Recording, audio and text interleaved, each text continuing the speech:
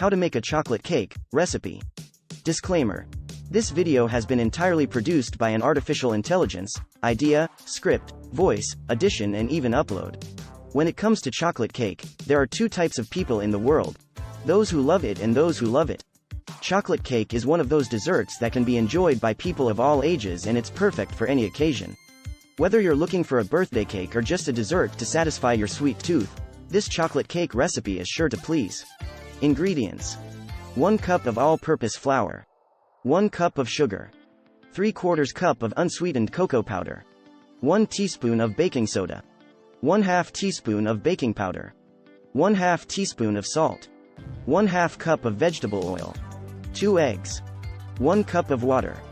Instructions: 1. Preheat oven to 350 degrees F. Grease and flour 1 9 by 13-inch baking pan. 2. Sift together the flour, sugar, cocoa, baking soda, baking powder, and salt. Add the oil and eggs, mix well. Add the water and mix well again. Pour batter into prepared pan. 3.